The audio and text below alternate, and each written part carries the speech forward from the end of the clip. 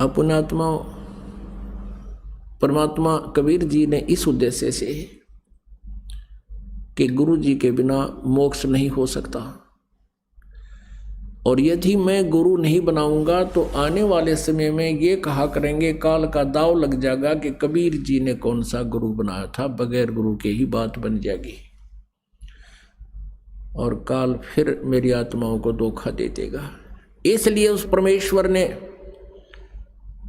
अब वो ऋषि किसी के ज्ञान में तो सुने को नहीं, कौन, स्वामी रामानंद जी ब्राह्मण पंडित, परमात्मा ने उसको ज्ञान सुनाने का कौन सा तरीका अपनाया। एक 2.5 वर्ष के बालक का रूप धारण किया। जब परमात्मा 5 वर्ष के थे कि लीला में शरीर कर रहे थे 5 वर्ष के, उस समय 2.5 वर्ष के बच्चे का रूप धारण किया और पंचगंगा घाट के ऊपर काशी में, जहाँ रामानंद जी स्नान करने के लिए जाया करते थे, वहाँ एक घाट बना हुआ था पक्की पौड़ियों का। उन पौड़ियों पर जाकर कबीर परमेश्वर जी 2.5 वर्ष के बच्चे के रूप में लेट गए। स्वामी रामानंद जी सुबह सुबह जाया करते थे ब्रह्म मुहूर्त में, गर्मियों के दिन थे। जो ही वो नीचे पैड़ियों से उतर रहे थे, परमात्मा कबीर जी 2.5 वर्ष के बालक का रूप धारण करके लेटे हुए थे। स्वामी रामानंद जी की खड़ाऊं सिर में लगी, काठ की खड़ाऊं पहना करते थे। खड़ाऊं लगते ही परमात्मा ने रोना शुरू किया, जैसे बालक चिल्लाते हैं। रामानंद जी एकदम बहुत तेजी से झुके। अब किसी बच्चे का चोट लगी, क्यों, दया होती है संत में, चाहे वो किसी का भी साधक है, अगर वो संत लक्षण है उसमें तो उसमें दया अवश्य होती है। एकदम नीचे झुके थे। गले में एक कंठी होती है, एक मनिये की, तुलसी के लकड़ी का एक ही मन का होता है। वो रामानंद जी अपने गले में डाले रखा करते थे और अन्य जो शिष्य बनाते थे उनके भी एक वही माला देते थे, कंठी बोलते उसको, एक मनके की। और वो प्रतीक होता था कि ये वैष्णव परंपरा से रामानंद जी का शिष्य वैष्णव साधु के प्रतीक होती थी, और एक तिलक लगाते थे ऐसे। रामानंद जी जैसे झुके, उनके गले की वह कंठी निकल कर कबीर परमेश्वर के गले में डल गई। रामानंद जी ने कहा कि बेटा राम राम बोल, राम राम बोल। सिर पे हाथ रखा छोटे बच्चे के, रो ना बेटा, बैठ जाए यहाँ। परमात्मा चुप हो गए, उन्हें तो लीला करनी थी ये। और कहा बेटा, रामानंद जी कहने लगे कि बेटा तू यहाँ बैठा रहे, मैं स्नान कर लेता हूँ, आश्रम में ले चलूँगा और दिन में जिसका भी होगा पता करके तुझे भिजवा दूंगा, डरना मत। रामानंद जी स्नान करने लगे। परमात्मा वहाँ से अंतर्ध्यान हो गए, उनका काम पूरा हो लिया था। अंतर्ध्यान होकर के अपने मुंह बोले माता पिता नीरू नीमा की झोंपड़ी में आकर सो गए। कुछ दिन के बाद परमात्मा ने क्या किया, एक रामानंद जी का शिष्य विवेकानंद, अब रामानंद जी ने 1400 ऋषि बना रखे थे, 1400 चेले थे ऋषि, जो प्रचार करते थे रामानंद जी किसे ग्रहण ज्ञान का। और रामानंद जी सुप्रसिद्ध थे कि ये वेदों और गीता और पुराणों के मर्मज्ञ ज्ञाता है। विवेकानंद जी जो महर्षि रामानंद जी के शिष्य थे, विष्णु जी के उपासक थे, विष्णु पुराण के अंदर सुना रहे थे विष्णु जी सर्वेश्वर हैं, महेश्वर हैं और ये सब के मालिक हैं, ये सब सृष्टि रचनहार हैं। यही 3 रूप धारण करके सृष्टि स्थिति और संहार का कार्य करते हैं। ये स्वयं अजन्मा है, इनके कोई माता पिता नहीं है। अब उधर से परमात्मा कबीर जी जैसे ये वैष्णु तिलक लगाते हैं, ऐसा लंबा तिलक नाक का ऊपर कर माथे ते चंदन का सफेद तिलक ला रखा। और परमात्मा छेड़छाड़ करे बिना रहा नहीं करते, क्योंकि वो तो आए इस उद्देश्य थे। तो जब स्वामी जी ने, विवेकानंद जी ने अपना भाषण पूरा कर लिया, सत्संग पूरा कर लिया, जब कबीर जी खड़े हो गए और करबद्ध होकर कहने लगे कि स्वामी जी एक शंका है मेरे मन में, उसका समाधान चाहता हूँ। विवेकानंद जी ने सोचा ये कोई वैष्णु भगत है, पूरा तिलक ला रहा है, होगा बच्चे का कोई शंका, जा बता देता हूँ। 5 वर्ष की आयु थी जब परमात्मा ने पूछा कि कौन ब्रह्मा की पिता है, कौन विष्णु की माँ, शंकर का दादा कौन है, हमको देवो बता। अब इस बात के ऊपर समस्या पैदा होगी। कहने लगे भाई ऐसा कुछ नहीं है, इनके कोई माता पिता नहीं है, ये तो अजर व अमर है, सर्वेश्वर है, स्वयंभू है, फलाना है। तब परमात्मा ने कहा कि स्वामी जी शिव पुराण के अंदर रुद्र संहिता पढ़ कर देखिएगा, 5वें, 6ठे, 7वें और 8वें, 9वें अध्याय में, उसमें इनके विष्णु जी के माता पिता भी हैं। अब स्वामी जी वहीं पर ले रखी थी उसने, वो उसी समय खोला शिव पुराण को और देखा, देख भी लिया लेकिन माना नहीं। अपने आत्माओं परमात्मा 600 वर्ष पहले कहा करते थे कि 3 पुत्र अष्टंगी जाए, ब्रह्मा विष्णु शिव नाम धराए। माँ अष्टंगी पिता निरंजन, ये जम दारुण वंशन अंजन। के ब्रह्मा विष्णु महेश के माता पिता ये काल सदा काल रूपी ब्रह्म, ज्योति निरंजन भी कहते हैं, और दुर्गा इनकी माता है। ये देखिएगा शिव पुराण। संक्षिप्त शिव पुराण, सचित्र मोटा टाइप, केवल हिंदी। गीता प्रेस गोरखपुर से प्रकाशित है। इसके संपादक कौन है? ये सारा विवरण इसलिए दिया जाता है कि किसी का शंका ना हो जाए कि कौन सी शिव पुराण है, कहाँ से आ रही है। संपादक हनुमान प्रसाद पोदार और प्रकाशक में मुद्रक हैं गीता प्रेस गोरखपुर, गोविंद भवन कार्यालय कोलकाता का संस्थान। अब देखिएगा ये रुद्र संहिता अध्याय नंबर 5 हम नीचे देखेंगे, पृष्ठ नंबर 98 से, यहाँ से आ जाइए। 5वां अध्याय। अपने पुत्र नारद की यह बात सुनकर लोक पितामह ब्रह्मा वहाँ इस प्रकार बोले। ये 6ठा यहाँ प्रारंभ हो गया, 6ठे हम पढ़ेंगे अब। ब्रह्मा जी ने कहा, ब्रह्मन, ये 99 पृष्ठ पे।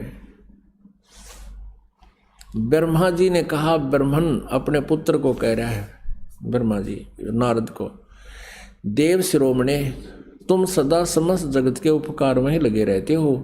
तुमने लोगों के हित की कामना से ये बहुत उत्तम बात पूछी है। नारद ने पूछा था कि इनकी सृष्टि कैसे हुई सारे संसार की। तो ब्रह्मा जी बता रहा, जिसमें समस्त चराचर जगत नष्ट हो गया था, सर्वत्र केवल अंधकार ही अंधकार था, न सूर्य दिखते थे न चंद्रमा, अन्य ग्रहों और नक्षत्रों का भी कोई पता नहीं था, न दिन होता था न रात, अग्निवायु कुछ भी नहीं था, सता नहीं थी। उसमें तत्सद्ब्रह्म, इस श्रुति में जो सत सुना जाता है वो एकमात्र शेष था। अब आगे देखिएगा 100 पृष्ठ पे।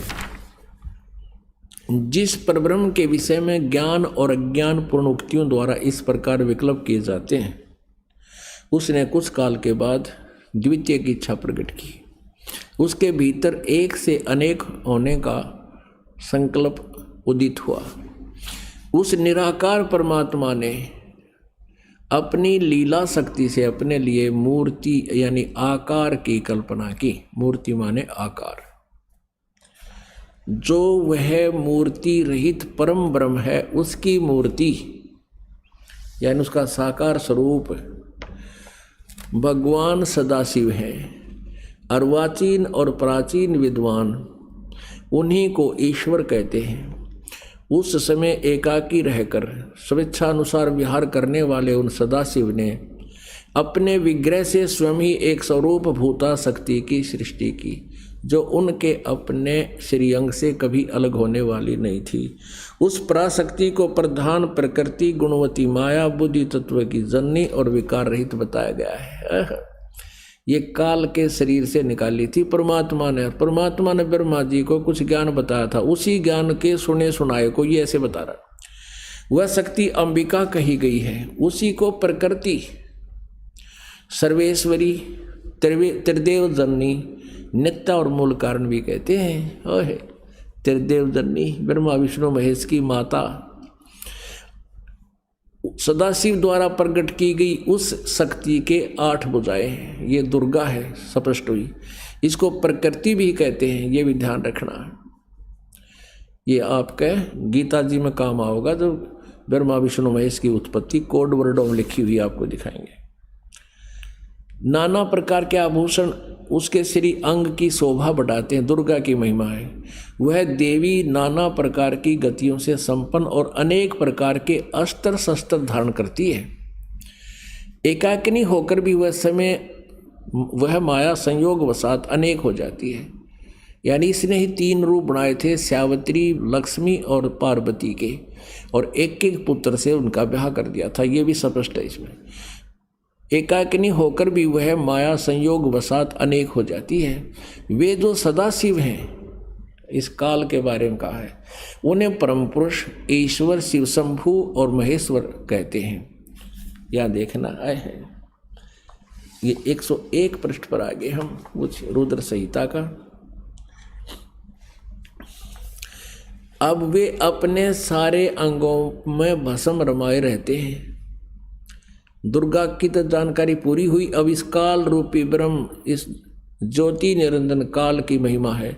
वे अपने सारे अंगों में भस्म रमाए रहते हैं। उन काल रूपी ब्रह्म ने, इसको ब्रह्म कहो, काल कहो, काल रूप ब्रह्म कहो, सदाशिव कहो।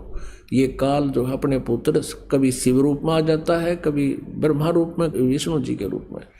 तो उन काल रूपी ब्रह्म ने एक ही समय शक्ति के साथ, नाथ ने शिवलोक नामक अक्षेत्र का निर्माण किया था। उस उत्तम अक्षेत्र को काशी कहते हैं।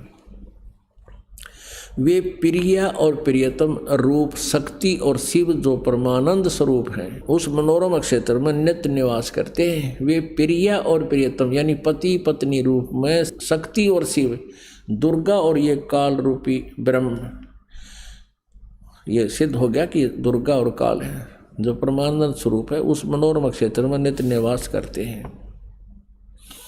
यहाँ देखो, देवर से ब्रह्मा बता रहा है अपने पुत्र नारद को, एक समय उस आनंद वन में रमण करते हुए शिवा और शिव के मन में, दुर्गा और काल के मन में यह इच्छा हुई कि किसी दूसरे पुरुष की सृष्टि करनी चाहिए, जिस पर यह सृष्टि संचालन का महान भार रखकर हम दोनों केवल काशी में रहकर इच्छा अनुसार विचरें और निर्वाण धारण करें। इन्हें सोचा कि को बालक उत्पन्न करा और उसने सारा ढूंढमा से मिलवा दें।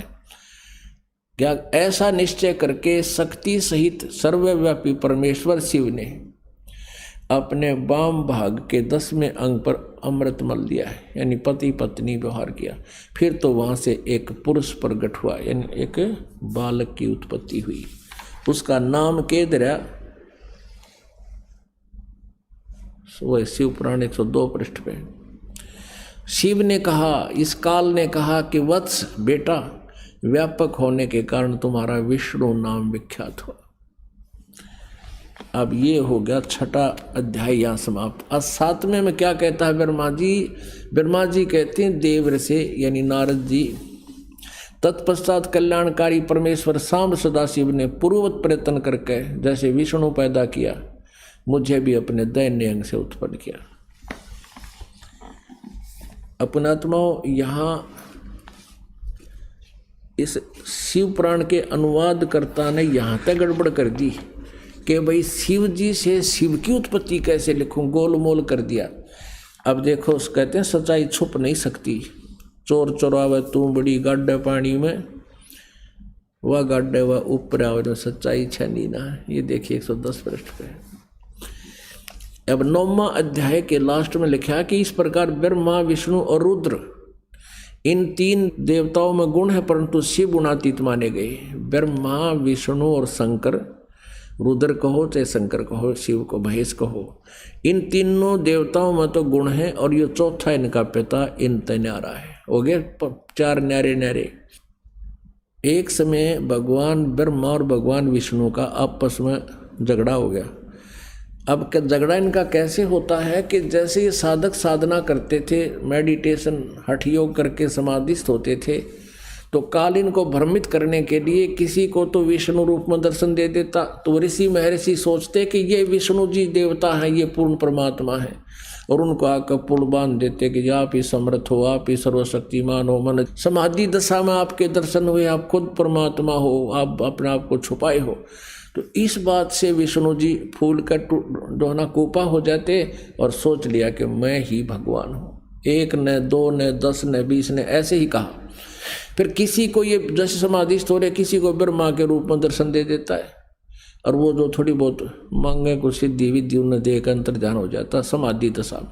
तो वो क्या कहते थे कि हे भगवान, ये ब्रह्मा जी को कहते आप खुद पूर्ण परमात्मा हो, आप ही समर्थ हो, हमने समाधि दशा में आपका दर्शन पाए हैं, और आप ही समर्थ हो, आप अपने आप को छुपाए हुए हो, आप सृष्टि के रचनहार हो। और किसी को शिव रूप में दे देता है तो वो सोचते हैं शिव ही सृष्टि रचने वाला है, ये छुपाए हुए हैं अपने आप को। तो इसी आधार से ब्रह्मा जी ने तन्नो सोच लिया मैं सृष्टि करता, सब मेरे से उत्पन्न हुए। और विष्णु जी ने ये सोच लिया कि मैं सब का मालिक। एक दिन ब्रह्मा जी आ गए विष्णु जी के पास। ब्रह्मा जी को देखकर विष्णु उठे नहीं, ये जान करके मैं इससे बड़ा हूँ और मैंने इसकी उत्पत्ति की है, जैसे उसने और ऋषि महर्षियों से सुन रखी थी। उधर से ब्रह्मा जी ने सोचा कि मैं इसका बाप हूँ, मैं इसका जनक हूँ, और ये मेरी आदर भी नहीं कर रहा है। ब्रह्मा जी कहने लगे बेटा उठ देख, मैं तेरा बाप आया हूँ। हाँ, विष्णु जी कहे कि मैं तेरा बाप हूँ, तू तेरा जन्म मेरी नाभि कमल से हुआ है। इससे बात पर दोनों का झगड़ा हो गया। अब उन झगड़े को समाप्त करने के लिए काल ने, सदाशिव ने बीच में एक पिलर खड़ा कर दिया, लोहे का, शिवलिंग बोलते हैं उसको। वो लोहे सफ़ेद एक नूरी एक पिलर सा खड़ा कर दिया। तो ये दोनों ने झगड़ा था, छिया दिया छोड़, उसको ढूंढने लगे उसके एंड को। कहने का भाव यह कि फिर ये शिव रूप में प्रकट हो गया। और फिर ये क्या समझाता है, ब्रह्मा विष्णु महेश इनसे प्रसन्न किया तो काल इनको धोखा देता है कि ये तो मेरा साकार रूप है, यो पिलर, और मैं निराकार रूप हूँ। मैं अब तुम्हारे सामने साकार बनकर आया हूँ, मैं ही भगवान हूँ, तुम अपने आप को भगवान मत समझो। अब देखो विद्वेश्वर संहिता, ये वही शिव पुराण गीता प्रेस गोरखपुर से प्रकाशित।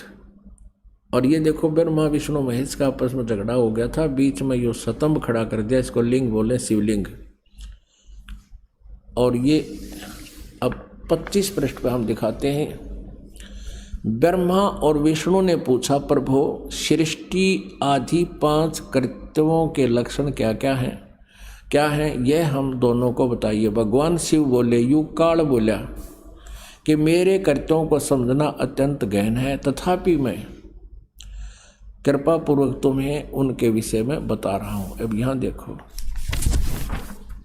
यहाँ देखिएगा 26 पृष्ठ पे संक्षिप्त शिव पुराण नीचे आते हैं। अब ये काल शिव रूप में खड़ा क्या कह रहा है, पुत्रो तुम दोनों ने तपस्या करके प्रसन्न हुए मुझ परमेश्वर से सृष्टि और सतिथि नामक 2 कृत प्राप्त किए, ये तुमको बहुत प्रिय है। अब देखो ये तो 2 तो ये हो गए ब्रह्मा और विष्णु। और फिर क्या कहता है, इसी प्रकार मेरी विभूति स्वरूप रुद्र और महेश्वर ने, यूँ मैं गलत लिखा, 2 अन्य उत्तम कृत संहार और तिरोभाव मुझसे प्राप्त किए। तो 2 तो ब्रह्मा विष्णु महेश हो गए, और 2 ये रुद्र और महेश हो गए। बोलनिया 5वां इस सिद्ध हो गया कि ब्रह्मा विष्णु और रुद्र और महेश इस काल के ही पुत्र हैं। ये अपने पुत्र इस शिव को ही इन 11 रुद्रों का मुखिया बनाता है, इसलिए यही एक रुद्र रूप भी धारण करता है। वैसे वो लीला काल की ही होती है। तो यहाँ ये महेश और रुद्र को 4 सुनकर अब भ्रम ना पड़ना, हमने ये देखना है कि ये ब्रह्मा विष्णु और महेश ये इनसे न्यारा है जो इनका पिता जो ये बोल रहा है जिससे इनका जन्म हुआ है। हमने 4 सिद्ध करने थे ये न्यारे। तो ब्रह्मा विष्णु और महेश, रुद्र भी इन्हीं की एक अलग से इन्होंने बना रखा मुखिया, वो अलग है। तो ये ब्रह्मा विष्णु और ये महेश ये इस काल के पुत्र हैं। ये सिद्ध करना था। इनका जन्म और दुर्गा इनकी माता है। अब पुण्यात्माओं, अब वो विवेकानंद जो महर्षि रामानंद जी का शिष्य था, उसने आंखों देख लिया कि ठीक लिखा है, लेकिन अभिमान वश माना नहीं और कहने लगा तू क्या जाने पुराणों के बारे में, तू कौन है, कहाँ से आया है, छोटी सी उम्र का बालक, तुझे क्या पता पुराणों में क्या लिखा है। परमात्मा तो बोले नहीं। उससे पहले वह श्रोता कहने लगे ये तो नीरू का बेटा है, ये जुलाहे का पुत्र है। तो ब्राह्मण बात बदल गया। वह तो हटाना था वहाँ से, उनका सबका ध्यान पलटना था। कहने लगे अरे तूने ये तिलक क्यों लगा रखा है, तूने कोई गुरु बनाया है? हाँ कहाँ जी गुरु बना रखा। कौन है तेरा गुरु? और तू शूद्र जाति का? हाँ मैं शूद्र जाति का और मैंने गुरु बना रखा है। कौन? जो तेरा गुरु है वही मेरा गुरु है।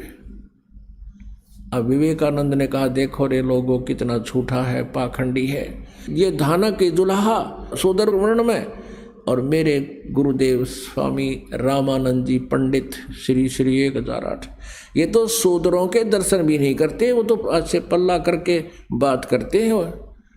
और ये कहता है देखो मेरे गुरुजी की बेइज्जती कर रहा। तेरे अभी जाता हूँ गुरुजी के पास, तेरी दोनों सहमत आएगी, तुझे सबक मिलेगा और तुम भी आना श्रोता हो वहाँ पर देखना। वो बात थी वह रोड़ा रड़ा दी, सच्चाई को ऊपर आने नहीं दिया। और पुण्यात्माओं कहने लगा कल देखूंगा तने। तो पुण्यात्माओं आगे की कथा फिर कल सुनावांगे आपने। बोलो सतगुरुदेव।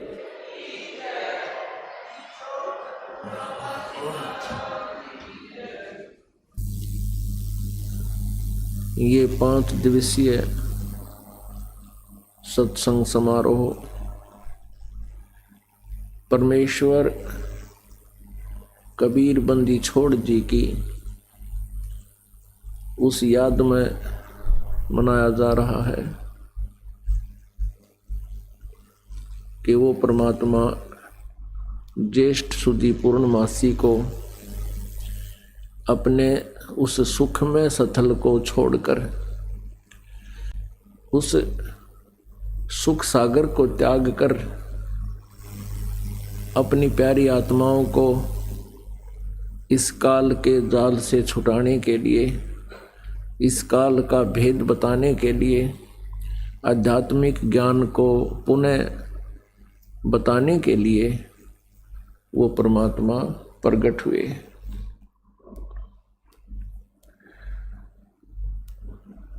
उस परमेश्वर ने हम भोली आत्माओं पर, अज्ञानी आत्माओं पर रहम आया, क्योंकि हमने एक ऐसी गलती की थी जो क्षमा योग्य नहीं थी। हम सतलोक में रहा करते थे और वहाँ कोई दुख नहीं था, मृत्यु नहीं थी। हमारा परिवार था, हमारा नूर का शरीर था। शुक्रम अकायम असनाविरम, माता पिता के यहाँ जो योग है शुक्र यानी 5 तत्वों से बना हुआ शरीर नहीं था हमारा। नाड़ी आदि के योग से वो जंतर नहीं था। परमात्मा का भी नूरी शरीर है, उनका भी शरीर असनाविरम शुक्रम अकायम, वह हमारा नूर का शरीर था। उसमें वृद्ध अवस्था नहीं होती, युवा शरीर बना रहता है, किसी प्रकार का कोई रोग कष्ट नहीं है। उसको अनाम्य शरीर बोलते हैं, निरोग रोग रहित।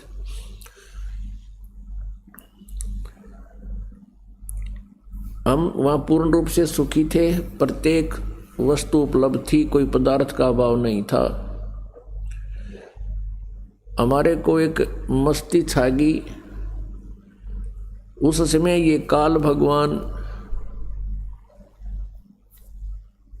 ये ब्रह्म जो 21 ब्रह्मांड का प्रभु है, ब्रह्मा विष्णु महेश का पिता है, दुर्गा का पति है, ये सतलोक में तप कर रहा था। इसका उद्देश्य था कि मैं अलग से राज्य प्राप्त करूं। ये तो अपने स्वार्थवश डले हो रहा था और हम इस पर आसक्त हो गए। जैसे कोई हीरो हीरोइन या नेता अभिनेत्री जो कोई एक्टिंग करते हैं, ये युवा वर्ग उसके ऊपर अननेसेसरी अट्रैक्ट हो जाता है, जिसका कोई यूज़ नहीं, उनको कोई लाभ नहीं। वो अपने पेट के लिए सारी चटक मटक करते हैं और हम उनकी तरफ आंखें फाड़े देखते रहते हैं। सिनेमा घरों में जा कर के या टीवी के ऊपर बैठ कर के अपना समय और पैसा दोनों व्यर्थ करते हैं। यही रोग हमारे को वहाँ लगा था। ये अपना राज्य अलग मांग रहा था, उससे तप कर रहा था, तब से राज्य प्राप्त होता है। ये विधान है प्रभु का, विधाता का, और हम बेमतलब इसके ऊपर आसक्त हुए और हम अपने उस परमपिता को भूल गए जिसने हमें वहाँ सभी सुख सुविधाएं उपलब्ध करा रखी थी। कोई रोग नहीं था, कोई मृत्यु नहीं थी, किसी चीज का अभाव नहीं था। हम अपने परमपिता से हृदय हटाकर इस काल के ऊपर आसक्त हो गए। परमात्मा ने बहुत बार हमें आकाशवाणी की कि तुम ये